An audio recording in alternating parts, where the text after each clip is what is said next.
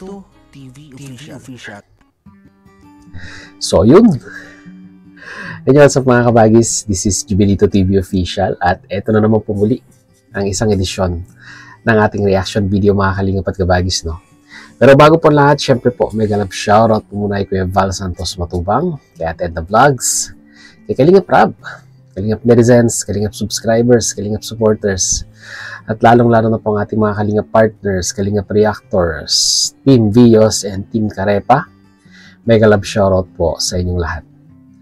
Eto na, mga Kalingap at kabagis, no? Kung naman tayo ngayon, pampagood vibes naman po tayo. Baka naman isipin ninyo na si Jubilito TV Official ay lagi na lang issue ang ikino-content, no? Well, syempre, paminsan-minsan, nagre-reaction din tayo sa mga love team, no? To be specific kay Kalingap Rab, no? At isa sa mga tinututukan at sinusundan kong love team ay itong kay Ed Pao, kay Edwin at saka kay, Pauline Tail ba? Kalimutan ko na yung pangalan niya. Basta si Pao, anak ni Kuya Bal, kapatid ni Kalingap Rab. Yun. Eto na nga, mga Kalingap at kabagis, no? Alam naman natin na kala nga natin love team lang itong ginagawa ni Edwin at ni Pau Pero bakit parang anong nangyari, Edwin? Parang nagsiseryoso ka na sa mga galawan mo kay Pau. At dito nga po sa gagawa po natin ng reaction mga Kalingap at kabagis, natuwa lang talaga ako dahil hindi ko po alam kung saan po humugot ng lakas ng loob itong si Edwin, no? And officially, mga Kalingap at kabagis, no, ay nagpaalam na po siya na mangliligaw dito po kay Pau. Paano niya ginawa yon at anong naging diskarte niya? Yun po yung gagawin natin ng reaction video ngayon mga Kalingap at kabagis. So without further ado, ay simulan na natin to. Sana walang copyright. Kasi kadalasan pag nagre-reaction ako sa mga video ni Kalingap Rab, may copyright Pero we will try our best.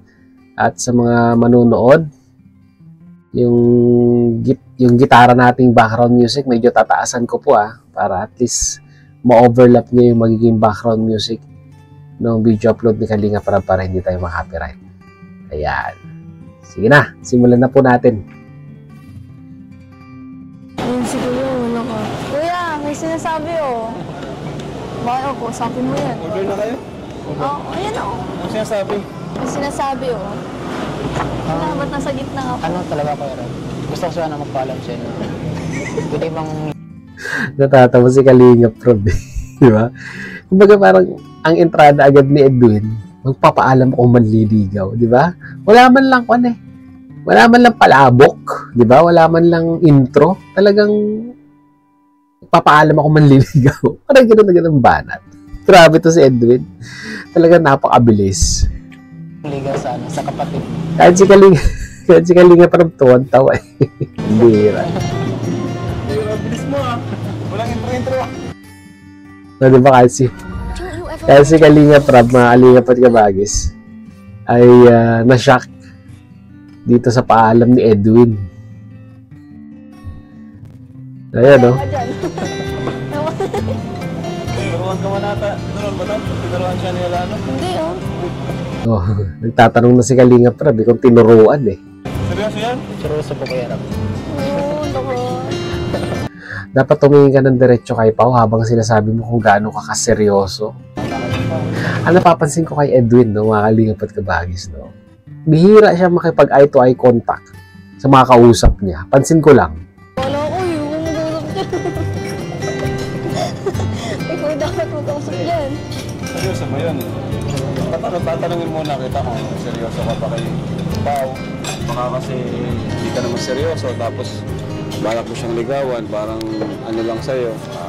Nakikitrending, Sabagay, may punto naman si Kalingap Rab dito, mga Kalingap at kabagis, Baka gusto rin maki-love team, kaya although love team na po itong Ed Pao, pero para kasing trending ngayon ay mga nagkakatuluyan na love team ni Kalingap Rab, di ba? Yung ating Agom, ang Edsy, di ba? Ang Danjoy. Syempre mahirap na, di ba? At least malaman pa natin sa simula pa lang na ano ang intention talaga ni Edwin, di ba? Love team ba o talagang seryosohan na, di ba? Pagpatuloy natin. Kumbaga walang patutunguhan, nakikiuso lang. Hindi po talaga meron. Pero Ayan, no? Dapat tumiting ka kay Kalinga Prab Edwin, pambihira. Tumingin ka diretso, saan ka ba nakatingin?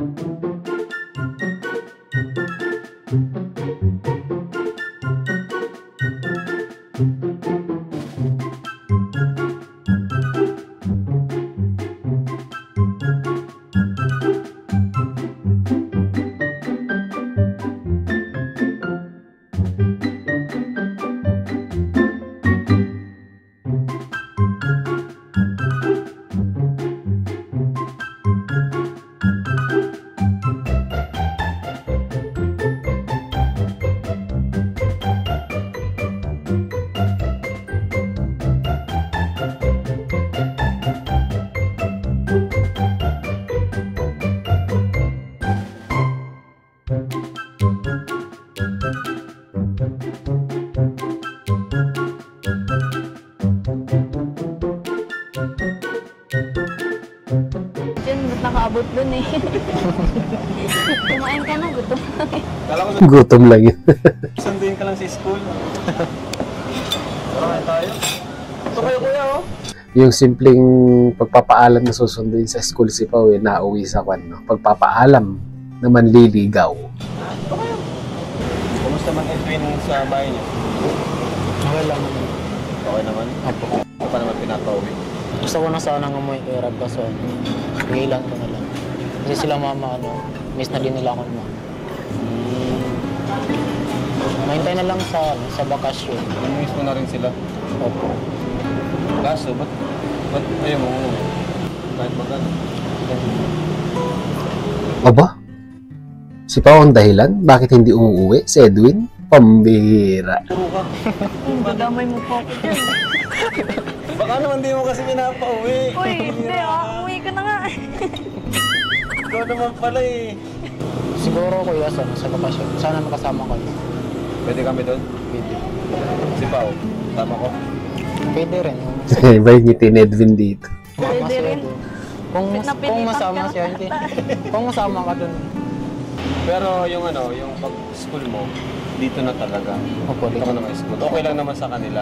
Okay lang naman. Basta hanggang makapagtapos ako dito ako sa... Okay lang daw kina mama mo. Opo. Okay lang. Kasi kung doon ako talaga, wala kasing wala sila mama din nila kaya magpaaral. Lalo na pag-college. Kahit nga kahit nga yung mga kapatid ko nahirapan sila sa pag-aaral. Ibig sabihin, Ah, okay. nagpapaaral sa'yo ngayon, Team Kalingap saka sila tatay Dong Henry. Opo. So, yung binibigay namin sa'yo ay yun yung pinangalo mo. Opo. Tapos inipon namin para pagdating sa college ko, may mga Iniipon mo para pagdating ng college. pangbayad sa tuition. Masinop naman pala si Edwin, no? Biruin mo hindi niya basta-basta ginagastos yung binibigay ni Kalinga Prab, no? Talagang pinaglalaanan niya yung kanyang pagka-college. At pasado si Edwin para sa akin yan. Sa simula, nasa maagang edad pa lang ay masinop na sa pera. Bibihira po yan ngayon. Nowadays, mga Kalingap at Kabagis. Ano masasabi mo doon, Pao? Okay yan, dito ka na lang. Baka magkalapit lang tayo. Naks naman. Baka naman, Pati si Kalinga Prab, kinikilig ay. May sinisekreto na kayo. Wala ako. Ha? Wala. Ako, bawal yun. Parang Okay guilty. yung bago maging official or pumayag si Pao, dapat alam muna nila Kuya Bal. Tama, correct. Kasi si Pao doon pa yung nakatira. Mayayari yan ni Papa. Message mo kay na Kuya Bal at Ate Edna. Ito na. Panood niyo ito. Hello po, Kuya Balen natin. Gusto ko sanang magpaalam sa inyo na mangligaw sa anak nila si Pao. Grabe, nagpaalam na sa vlog, guys. Guys. Pangmalakasan tong diskarte ni Pag-uwi Edwin. niya, magpaalam ka rin sa personal. Ay, ads. Okay. Para mas maganda. Para mas grabe talaga. Ganyan ba talaga yung mga ano? Ganyan daw pag Bisaya. Pag Bisaya. Ganyan pag Bisaya?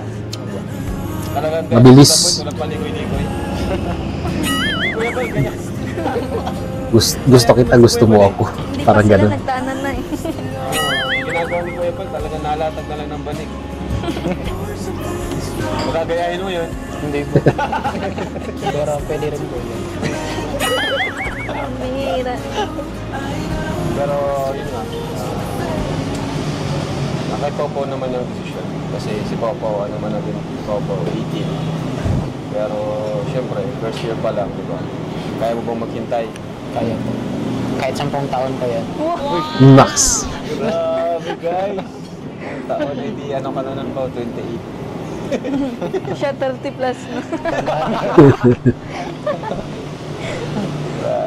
Kahit mga ano lang, siguro pag mga mag-graduate na, pwede na yun. Mahaba, Anong year mo na, mahaba-haba pa yan. college ka pa lang eh. Kailan? Kailan ka ma-college? Ngayong year at Ngayon na. Ngayong year, mag-college ka na. Mauna siya mag-graduate sa akin. 1 taon. Grabe. Ay. Alam-alam ah. Binilan. Siyempre, binilang ko na yan, Kuya Ron. So, ano pa plano mo? Baka pang pinaplano. Yung plano ko, baka sakaling sagutin ako ni Pao soon. Pwede ko na siyang yayain ng pakasal. Mabilisan talaga. Grabe naman ito si Edwin. Di ba? Andun na, ganun siya ka-advance mag-isip. Ligamat ka bagis, no? Kasal na agad, di ba? Hindi pa kasi nasagot, hindi pa officially pumapayag si Pao na manligaw. Pero advance mag-isip itong si Edwin, pambihira. Walang paligoy-ligoy ah. talaga. Advance. Advance lang isip. Pero siyempre, Kuya Ron, kailangan may ano talaga, magtapos ka muna. Oo. May hakbang yan, may proseso. Hindi man yan ganun kabilis. Aral muna, kumuha ng career, and settle lang buhay. Magkaroon ng maayos na trabaho, di ba? Ipon ng konti, mahaba-haba pa yan, Edwin. Baka ikay nagpapa-apekto sa iyong bugso ng iyong damdamin, no? Hinay-hinay lang. Ano mo nasabi mo doon, Pao? Ewan ko dyan. Ewan ko dyan. Parang decided na yung future sa utak niya eh. Things are getting intense. Eto na. Setting up my sixth sense. So yun na nga mga Kalingamat Kabagis, no? Nakakatuwa lang talaga tong diskarte ni Edwin, no? Mabilisang pagpapaalam at talagang nagpre-prepare na siya para sa future nila, no? Ni Pau Pau, at talagang ang nasa isip niya na ngayon talagang masyadong advance, kasal na agad. Well, may papayo ko lang, no? Kay Edwin. Mahaba pa ang karera na tatahakin mo bilang isang individual. Lalong-lalo na, sabi mo nga, ay magpo-first year college ka pa lang, no? Para sa akin, gawin mong inspirasyon si Pao para maging successful ka sa buhay, diba? Ipakita mo kay Pao na worth it yung kwan, diba? Or deserve niya yung pagmamahal na ibibigay mo. Diba? Kasi sa panahon nowadays, hindi po pwedeng mahal lang or pagmamahalan lang. Kailangan meron ka ring diskarte sa buhay. Diba? Gamitin mo yung panahon ngayon, habang bata ka pa, na mag-aral ka, pilitin mo maging successful sa buhay. Para pagdating ng araw, kung talagang yung nararamdaman mo kay Pao ay hindi magbabago, ay meron kami papakita kay Pao na something na naging achievement mo, na ikaka-proud niya at magiging reference niya kung talagang deserving ka na lalaki para sa kanya. Ganun lang yun. Ganun lang kasimple yun. Mahaba pang karera ng buhay. Concentrate ka muna sa sarili mo. mag-concentrate ka sa pag-aaral, plan ahead. Isipin mo yung future mo, no? Nakasama si Pao. 'Di ba? Kaya sabi ko nga sa'yo, inspirasyon ika nga. At yung inspirasyon mong yan at yung pangarap mong yan ang magdadala sa'yo sa rurok ng tagumpay. So, yun, mga sila po na may bibigay kong advice dito kay Edwin, no? Okay lang man ligaw. Ligaw lang naman di ba? At kung pumayag man si Pao, nasa tamang edad naman na, ay gawin lang nilang inspirasyon ng isa't isa hanggang sa maging successful sila parehas sa kanilang mga tinatahak na karera sa buhay, no? Ang pagmamahal, ang pagbuo ng pamilya, nandyan lang yan. Huwag nating madaliin. Merong proseso. Kasi pag tayo ay dumadaan sa mga shortcut, ay hindi maganda yung nagiging outcome. No, mga Kalingap at Kabagis. At huwag mong kakalimutan, magpaalam ka kay Kuya Bal. Tsaka kay Ate Edna. Although kay Kalingap Rab, may basbas ka na, kailangan mo pang malusutan yung basbas ng mga magulang. So yun, mga Kalingap at Kabagis, mag-comment po kayo sa ating comment section kung ano naman po inyong masasabi, opinion, reaction dito po sa tahasan, no? Tahasang pagpapaalam ni Edwin na siya ay officially manliligaw na kay Pao Pao. Mag-comment po kayo sa ating comment section. Pag-usapan po natin yan, mga Kalingap at Kabagis. So yun, hanggang dito na lang.